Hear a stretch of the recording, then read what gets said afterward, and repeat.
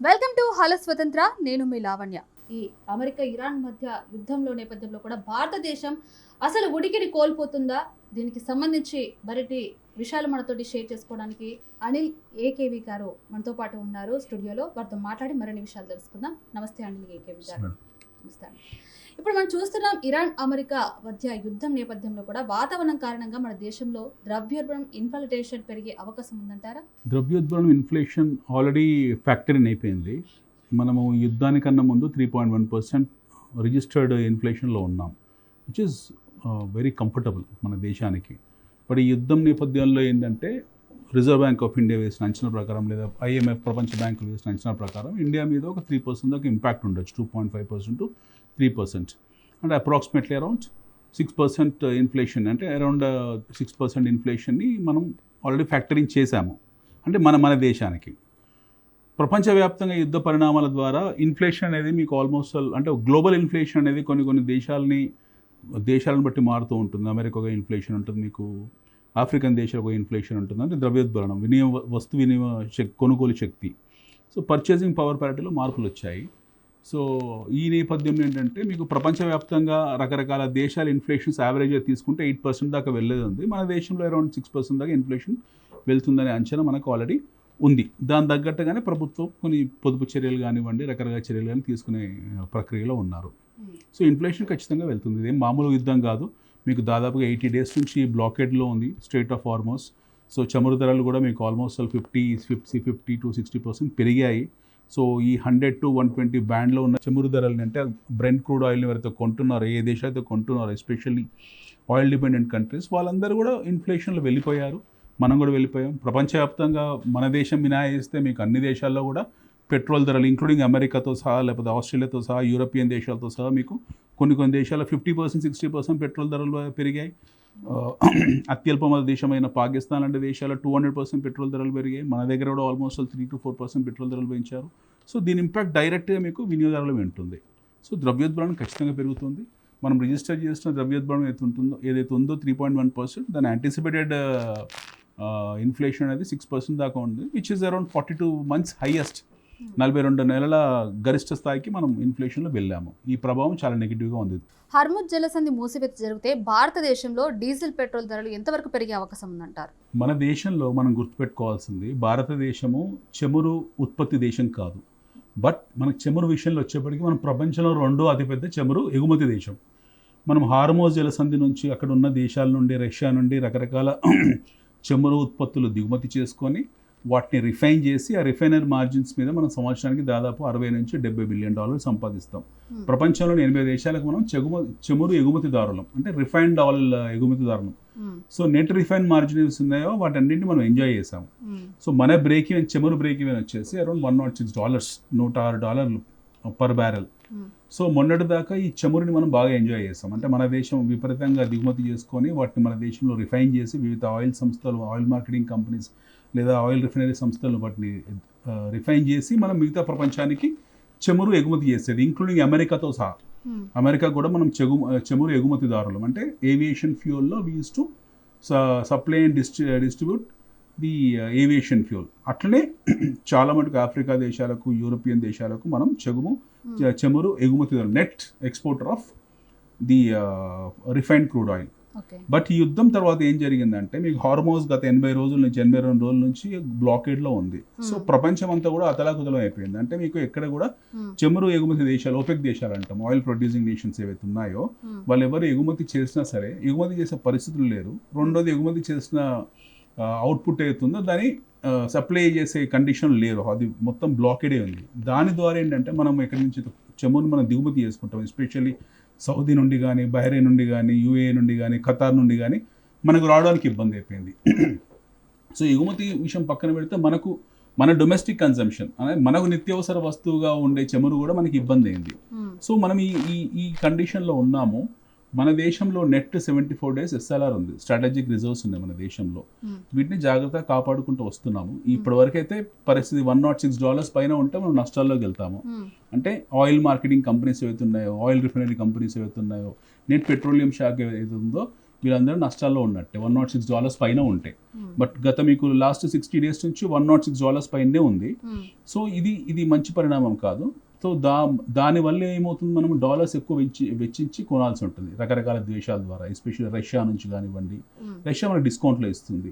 ఇప్పుడు బ్లాకేడ్ ఉంది కాబట్టి హార్మోస్ జలసంధిలో వెనిజులా నుంచి వెళ్ళాల్సి ఉంటుంది, మనకు ఆఫ్రికా దేశాల నుంచి వెళ్ళాల్సి ఉంటుంది. దాని కాస్ట్ ఆఫ్ డిస్ట్రిబ్యూషన్ కాస్ట్ ఎక్కువ అవుతుంది, అంటే రవాణా ఛార్జెస్ ఎక్కువ పడతాయి. తద్వారా ఏంటంటే నెట్ మనకు ఈ చమురు మీద ఇంతకాలం మనం ఎంజాయ్ చేసిన $78 బిలియన్ ఏదైతే ఉందో ఫారెన్ రిజర్వ్స్, అవన్నీ మనకు ఇబ్బందికరంగా ఉంటాయి. అంటే ఆల్మోస్ట్ మనం మైనస్ కిందనే కౌంట్ చేయాలి, which is around 1.2% of GDP. మన జాతీయ స్థూలోత్పత్తిలో 2% జీడిపి మీద డైరెక్ట్ ప్రభావం చేయించే అంశం ఇది.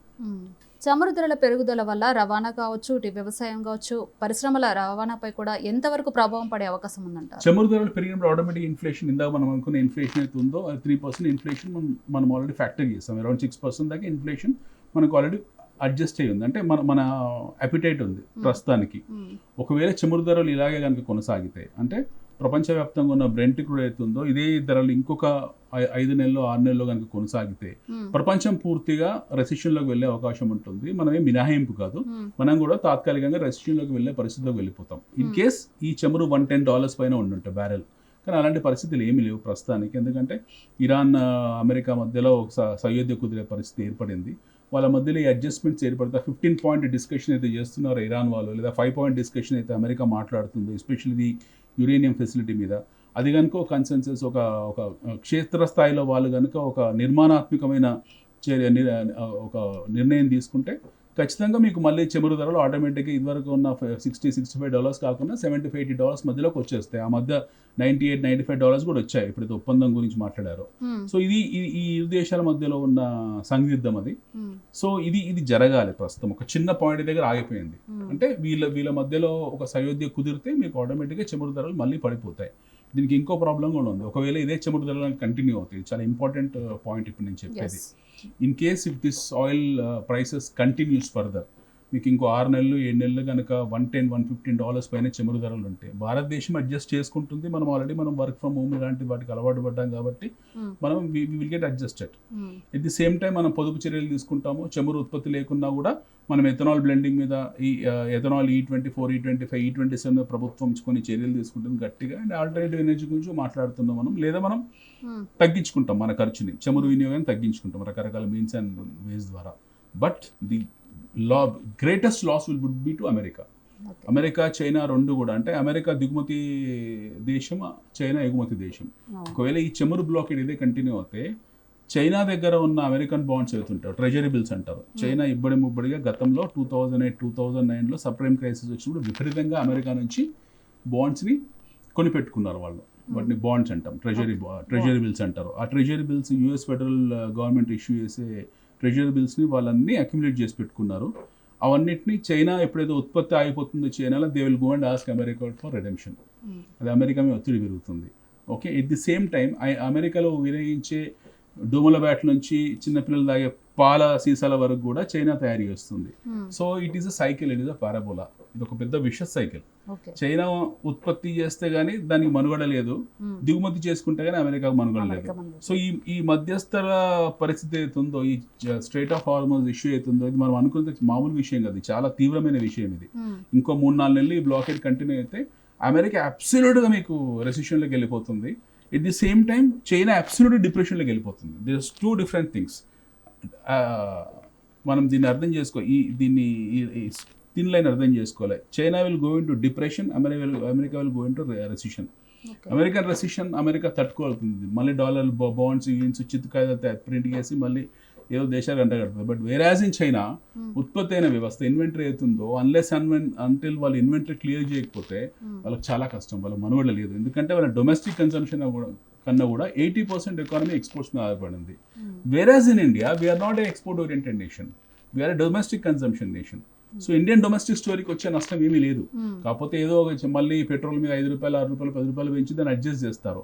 We will not get in to recession. మనం ఇన్ఫాక్ట్ మనం చాలా ఇంటాక్ట్గా ఉంటాం. But major economies like China as well as America, ఈ రెండింటికి కూడా ఒక డిప్రెషన్, ఒక రెసిషన్లోకి వెళ్ళే అవకాశం ఉంటుంది. అంటే మనం ముడి చమురు ధరలు కూడా పెరగడం వల్ల భారత రిజర్వ్ బ్యాంక్ ఆర్బీఐ వడ్డీ రేట్లపై కూడా నిర్ణయాలు తీసుకునే అవకాశం ఉందంటారు. ఖచ్చితంగా వడ్డీ రేట్లు మనం actually we are in reversal resume అంటాం మనం. మనకు రెపో రేట్లు, సిఆర్ఆర్ రేట్లు ఉంటాయి. అంటే current cash user ratios and repo రేట్లు, వడ్డీ రేట్లు.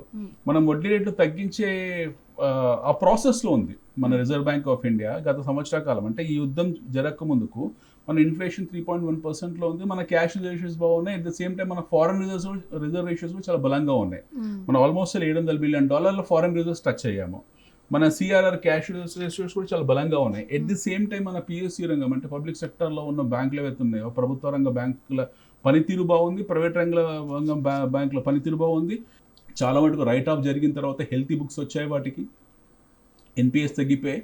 సో ఇన్ఫ్లేషన్, ద్రవ్యోల్బణం తగ్గింది, పర్చేసింగ్ పీపీపీ అంటాం మనం, పర్చేసింగ్ పవర్ ప్యారిటీ, అది పెరిగింది. సో వడ్డీ ధరలు తగ్గే పరిస్థితిలో, వడ్డీ ధరలు తగ్గించుకుంటూ వస్తున్న కేంద్ర బ్యాంక్ ఏదైతుందో, central bank, reserve bank of India, ఆ టైంలో అన్ఎక్స్పెక్టెడ్గా అతిథిలాగా యుద్ధం వచ్చింది. సో దాని ఇంపాక్ట్ మన మీద డెఫినెట్గా ఉంటుంది. ఇప్పట్లో ఆర్బీఐ వడ్డీ రేట్లు ఏం తగ్గించదు. ఈ వడ్డీ రేట్లు ఇలాగే స్థిరంగా ఉంటాయి, పెంచకుండా చాలు. ఈ వడ్డీ రేట్లే స్థిరంగా ఉంటాయి. బహుశా ఒక ఆర్బీఐ రివ్యూస్ ఒక 2 రివ్యూల వరకు వీటి జోలికి వెళ్ళారు. డిసెంబర్కో మళ్ళీ జనవరికో మనం వడ్డీ రేట్లు, ఒకవేళ ఇది అంతా సెటిల్ అయిపోతే మనం వడ్డీ రేట్లు తగ్గుతాయని ఎక్స్పెక్ట్ చేయొచ్చు నెక్స్ట్ రివ్యూస్లో, డిసెంబర్ జనవరి రివ్యూలో. అప్పటి వరకు మనం we should not expect anything. A positive trigger లేదు, ప్రపంచానికి లేదు, మన దేశానికి లేదు. అంటే హర్ముజ్ జలసంధి వల్ల స్టాక్ మార్కెట్లలో కూడా ఇప్పుడు మనం చూసుకున్నట్లయితే అంటే ఏ రంగాల షేర్లు ఎక్కువగా ప్రభావితం పడతాయి అంటారు?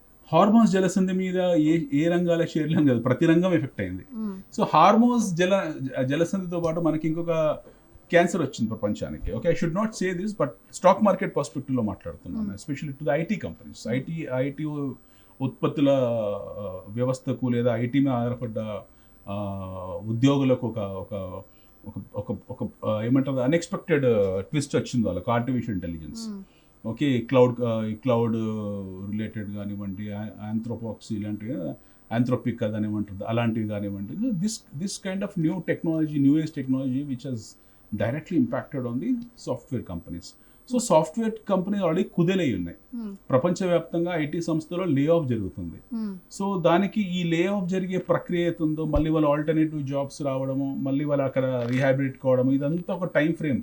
దీన్ని వాళ్ళకి ఏం నిరుద్యోగులు ఉండే రోడ్ల మీదకి ఏం రారు, బెంచ్ మీద ఉంటాయి. బట్ స్టిల్ వాళ్ళకి ఇంకొక ఆల్టర్నేటివ్ దొరికే వరకు కూడా సంవత్సరం పాటు 12 to 18 months పట్టొచ్చు అని చెప్పేసి ప్రపంచ సర్వే సంస్థలు చెప్పాయి. ఏమైనా నెగిటివ్ ఎఫెక్ట్ ఇచ్చింది మన stock market. At the same time ప్రపంచవ్యాప్తంగా ఐటీలో కొన్ని భయాందోళనలు సృష్టించబడ్డాయి. దాని తర్వాత మనకు ఈ యుద్ధ ప్రభావం ప్రతి రంగమే ఉంది, ఒక్క ఐటీ రంగమనే కాదు. మీకు ఆటో కానివ్వండి, ఆటో ఎల్సీ కానివ్వండి, బ్యాంక్స్ కానివ్వండి, ఎన్బిఎఫ్సీలు కానివ్వండి, మీకు ఓఎంసీలు కానివ్వండి, మీకు మ్యానుఫ్యాక్చరింగ్ కానివ్వండి, కన్స్యూమర్ డ్యూరబుల్స్ కానివ్వండి, నాన్ డ్యూరబుల్స్ కానివ్వండి, ఎఫ్ఎంసీజీ కానివ్వండి, ఎఫ్ఎంసీడీ కానివ్వండి. You take any visible goods and services. Every product, every company which produce any kind of product has been directly hit left, right, center. దాని ఇంపాక్ట్ చాలా తీవ్రంగా ఉంది. చాలా మటుకు బ్యాలెన్స్ షీట్స్ ఏమంటారు వాటి ఎఫెక్ట్ అయ్యాయి. బట్ వెరీ ఫార్చునేట్లీ మనకు లాస్ట్ క్వార్టర్ రిజల్ట్స్ ఏవైతే ఉంటాయి మన దేశంలో, ఎస్పెషల్లీ ఇది FY 26 మార్చ్ క్వార్టర్ రిజల్ట్స్, అంటే జనవరి, ఫిబ్రవరి, మార్చ్ క్వార్టర్ JFM రిజల్ట్స్ ఏవైతే చాలా అద్భుతంగా వస్తున్నాయి. ఈ పనితీరు చాలా అద్భుతంగా ఉంది ఇప్పటివరకు కూడా. వాటి ఇంపాక్ట్ మన మార్కెట్ మీద పెద్దగా లేదు. సో దీని ఇంపాక్ట్ మనకు చూడాలంటే ఇంకో 2 quarters వెయిట్ చేయాల్సి ఉంటుంది. ఈ 2 quartersలో మీకు ఈ గొడవగా సర్దుమనిపోతే ఇది ఆల్మోస్ట్ న్యూట్రలైజ్ అయిపోయినట్టే, అంటే ఇది ఒక అతిథిలాగా వచ్చి వెళ్ళిపోయినట్టే.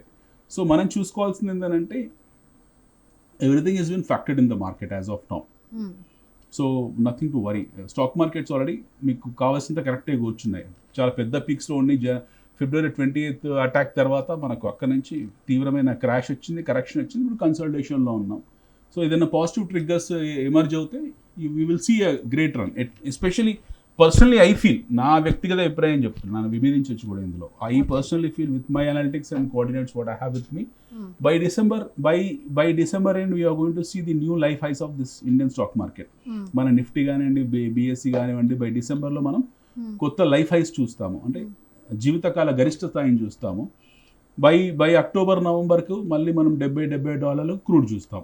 This is what my anticipation. ఇది జరుగుతుందని నేను అనుకుంటాను. మోస్ట్లీ నేను నా ఊహలు ఎప్పుడు తప్పు ±5%. ఓకే. ఈ యుద్ధ పరిస్థితుల్లో ప్రపంచ రాజకీయ కూటముల్లో కూడా ఎలాంటి మార్పులు తీసుకురావచ్చు అంటారు? ఏమి మార్పులు, ఇది ఏం న్యూ ఆర్డర్ తెచ్చే యుద్ధం ఏమి కాదు. ఇది ఒక నాన్ సెన్సికల్ యుద్ధం, దీని తలాతో కలిగిన యుద్ధం ఇది. ఇరాన్ హ్యాస్ అన్వారంటెడ్లీ, అసలు ఇరాన్ లాస్ట్ గత 40 సంవత్సరాలుగా వాళ్ళు చమురు ద్వారా సంపాదించింది almost more than $1 trillion. $1 trillion అంటే మన దేశంలో ఒక క్వార్టర్ వంతు సంపాదన వాళ్ళది. విశాలమైన దేశం, తక్కువ జనాభా, చదువుకున్న వాళ్ళు, మేధావి వర్గం, అన్నిటికి మించి సంస్కృతిపరమైన ఎంతో పురాతనమైన దేశం. Okay, they are very highly intellectual, వాళ్ళ హాస్పిటాలిటీస్ కావాలండి. మీకు ఒక అద్భుతమైన దేశం ఇరాన్. మన హైదరాబాద్లో కూడా వాటి అవశేషాలు చాలా కనపడతాయి. ఇరాన్ తాలూకు వాసనలు ఉంటాయి. మీకు అడుగడుగున మన దక్కన్ జనజీవన స్రవంతిలో ఇరాన్ ప్రభావం చాలా కనపడుతుంది. ప్రపంచ చెందిన రాజకీయాల్లో భారతదేశం కూడా అంటే భవిష్యత్తులో కీలక శక్తిగా ఎదగడానికి ఏమైనా అవకాశాలు ఉన్నాయంటారా? మరి భవిష్యత్తు లేని ఆల్రెడీ మనం కీలక శక్తి ప్రపంచంలో. భారతదేశం బయలెటరల్ ద్వైపాక్షిక రంగంలో భారతదేశం చాలా పురోగమించింది. అంతెందుకు నిన్న జార్జియా మెలోని ఎవరైతే ఉన్నారో prime minister of Italy, okay, ఆవిడ ఫార్ రైటిస్ట్, ఆవిడ ఎక్స్ట్రీమ్ రైటిస్ట్. ఆవిడ మన ప్రధానమంత్రితో, మాన్య ప్రధానమంత్రి శ్రీ మోదీజీ గారితో ఆవిడ సెల్ఫీ తీసుకొని ట్విట్టర్లో పెట్టుకుంది. ఆవిడ ఆ స్థాయికి వెళ్ళాం మనం. Italy is the 4th largest, మనకు 4వ అతిపెద్ద వ్యాపార సంబంధం ఉన్న దేశం యూరోప్లో ఎస్పెషల్లీ. నిన్న మోదీ గారు కూడా మీకు మెలోడీ చాక్లెట్ ఇచ్చారు. ఆయన పేరు మెలోనియానో లేకపోతే మేక్ ఇన్ ఇండియన్ ప్రోత్సహించడానికి మొత్తానికి ఏదైతే కానివ్వండి. బట్ ఈయనతో తీసుకోవడానికి వచ్చింది. ప్రపంచ వేదికల్లో భారతదేశం అత్యంత బలమైన దేశం. ఓకే, మనకు in fact lot of countries have asked India to be part of the bilateral discussion between Iran and America. But మనకు సంబంధం లేని సబ్జెక్ట్ అది. మనం ఇలాంటి వాటిలో దూరంగా ఉన్నాం వాటికి. మొన్న ప్రధానమంత్రి గారు 5 దేశాల పర్యటన చేశారు, సక్సెస్ఫుల్ చేశారు. యూఏఈలో 4 గంటలు ఉన్నారు, అక్కడ మాట్లాడుకున్నారు, OPEC దేశాలతో మాట్లాడుతున్నారు. So we are very strong bilaterally. So ఈ నిన్ననే S-4 అనేది కొత్త స్క్వాడ్రన్ మన దేశానికి వచ్చింది. We are asking for 100% transfer of ownership from Rafale from France. Okay, బ్రిక్స్లో మనం అతి ముఖ్యమైన సభ్యులం. బ్రిక్స్ ఇప్పుడు జరగబోతుంది మన దేశంలో నవంబర్లో. పుతిన్ రాబోతున్నారు. ఎట్ ది సేమ్ టైం క్వాడ్రర్ అందులో Japan, Australia, America and India ఉన్న దాంట్లో మనం దాన్ని డిఆర్మైజ్ చేసి పెట్టుకున్నాం. మన మాట వెళ్తుంది ప్రపంచవ్యాప్తంగా. వీఆర్ వెరీ స్ట్రాంగ్, మళ్ళీ అనుమానం కూడా పెట్టుకోవాల్సిన అవసరం లేదు. And we are the net exporters of our defence equipments. మనం ప్రపంచంలో ఒకప్పుడు దిగుమతిదారులం డిఫెన్స్ ఎక్విప్మెంట్స్లో. ఈరోజు మనం ఎగుమతిదారులుగా మారిపోయాము. మన defence companies are performing very well. ఇంకా కొత్త 10-15 మీకు డిఫెన్స్ సెక్టర్లో ఇన్వెన్షన్స్ రాబోతున్నాయి. డ్రోన్ టెక్నాలజీలో ప్రపంచంలో మనం టాప్ 2-3లో ఉంటాము.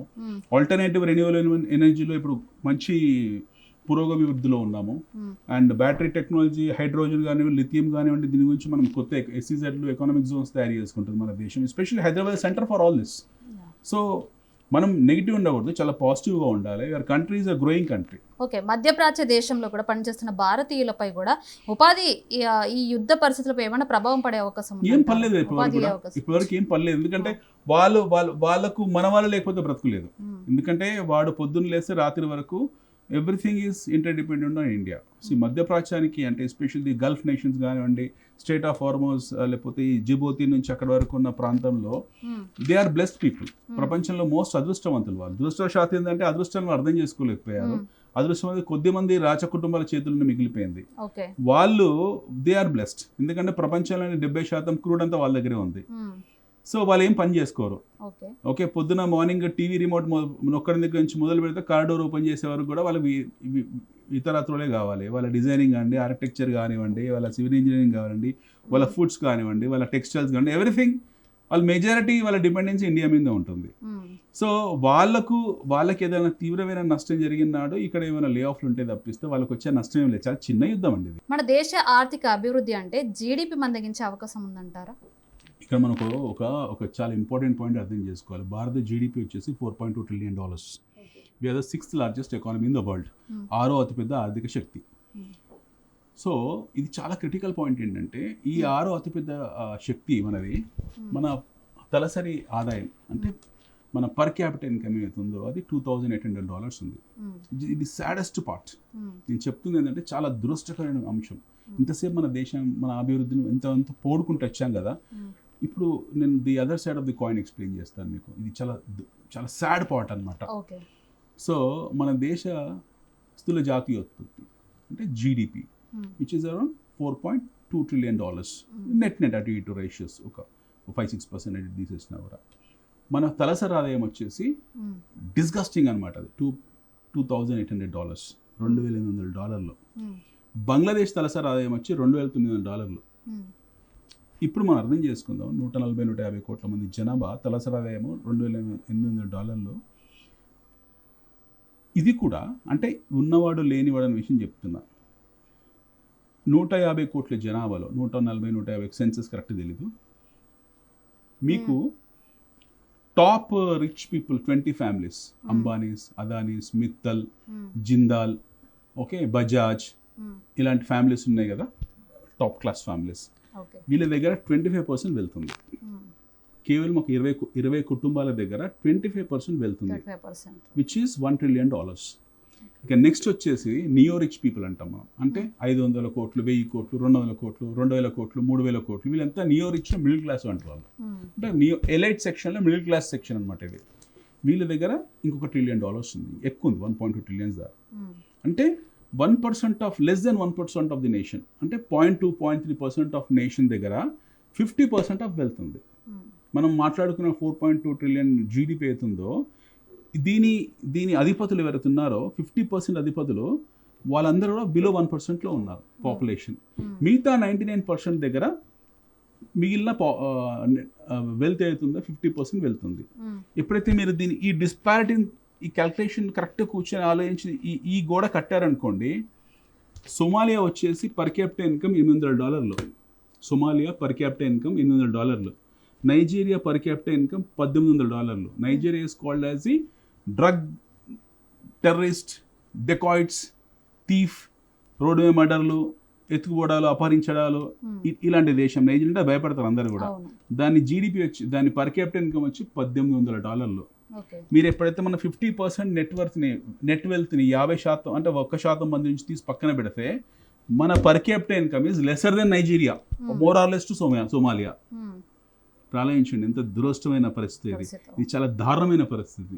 ప్రభుత్వము ఆలోచించాల్సింది, ప్రభుత్వాలు ఎవరైనా కానివ్వండి, గత 70-80 సంవత్సరాల నుంచి దీని ఎంతవరకు ప్రణాళికలు రచించారో, ఎంతవరకు ముందుకు తీసుకెళ్లారో తెలియదు. కానీ పర్ క్యాపిటల్ ఇన్కమ్ పెరిగినంత వరకు సామాన్య ప్రజలు, అంటే ఆ 1 సెక్షన్ ఆఫ్ పీపుల్ తీసి పక్కన పెట్టి మిగతా 99% ఆఫ్ సొసైటీలో, ఎస్పెషల్లీ బాటమ్ సొసైటీ అవుతుందో, ఈ 50%, 60% నిత్యావసర వస్తువుల కోసం తల్లడిల్లే వ్యక్తులు, గుడిసెల్లో ఉండేవాళ్ళు, రోజువారీ కూలీలు, గిగ్ వర్కర్స్ ఎవరైతే ఉన్నారో, వీళ్ళ పర్ క్యాపిటల్ ఇన్కమ్ మీకు ఎప్పుడైతే $6,000, $7,000, $10,000 వెళ్ళదో, మనం పేద దేశం కిందనే counts. If you ask me what is India అంటే, India is a poor country.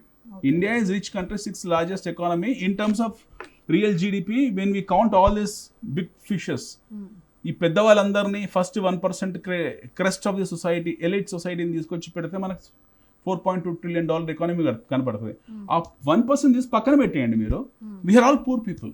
We are much poorer than Bangladeshis, we are much poorer than Somalians, we are much poorer than Nigerians. Okay, అంటే ఈ మధ్య కాలంలో కూడా మనం గ్యాస్ కొరతలు కావచ్చు, అట్లాగే పెట్రోల్, డీజిల్ ధరలు పెరిగినాయి. ఈ మధ్య కాలంలో చాలా ఇబ్బంది పడ్డారు జనాలు.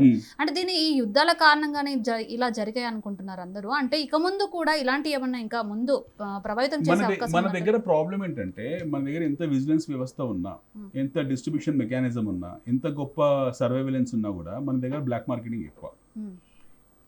ఒక సినిమా హీరో $1,000 టికెట్తో రిలీజ్ అవుతుంది.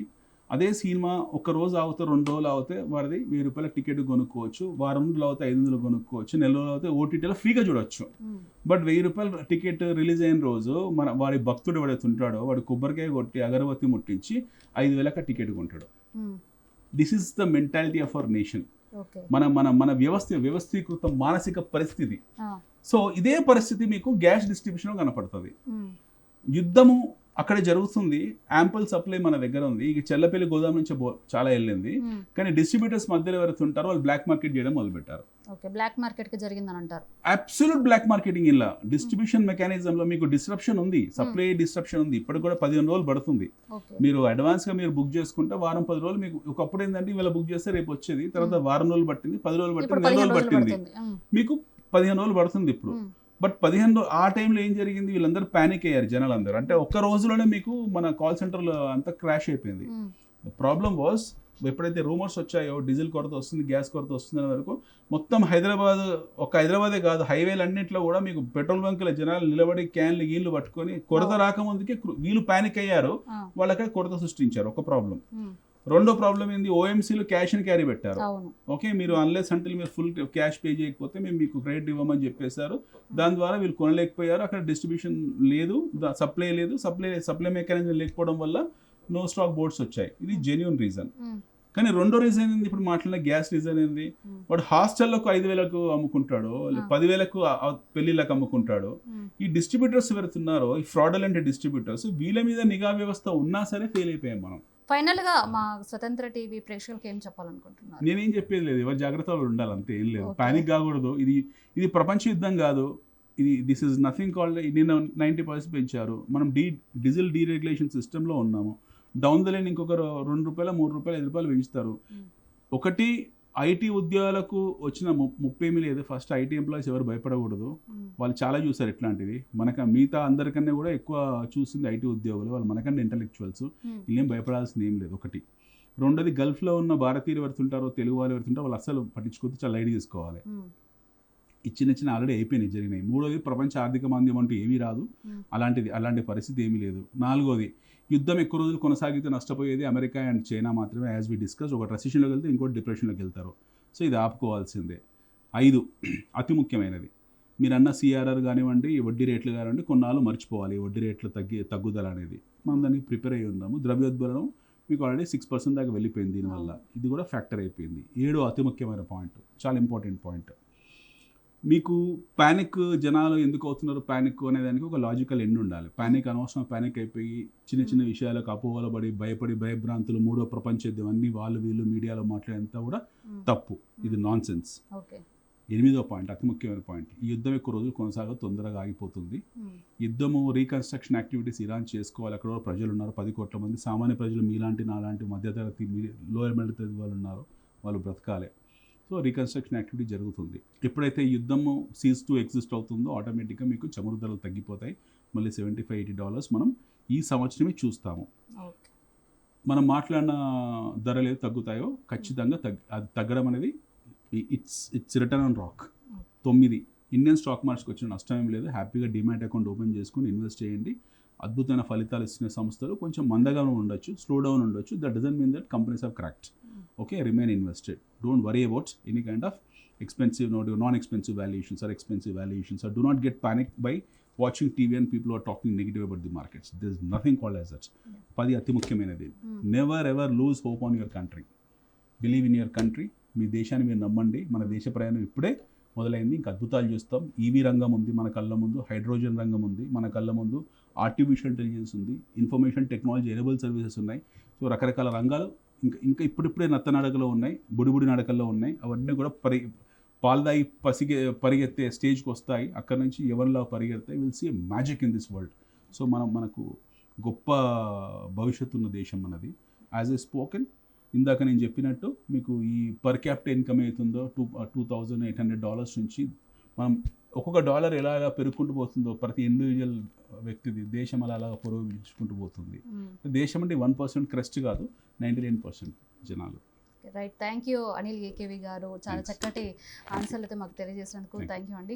సో చూసారు కదండి, ఈరోజు హలో స్వతంత్రాలో అసలు భారతీయులు ఎవరు కూడా, భారతదేశంలో ఎవరు భయపడాల్సిన అవసరం లేదు. మధ్యతరగతి కుటుంబాలు కావచ్చు, ప్రజలు కావచ్చు, ఇక ముందు కూడా ఎలాంటి యుద్ధాలు వచ్చినా ఏమొచ్చినా కూడా మన భారతదేశం తట్టుకొని నిలబడుతుందని కూడా అనిల్ ఏకేవి గారు చెప్పినట్టుగా నిజం జరగబోతుంది. ఇది ఇవాల్టి హలో స్వతంత్ర. మరో టాపిక్తో మళ్ళీ కలుద్దాం. చూస్తూనే ఉండండి స్వతంత్ర టీవీ.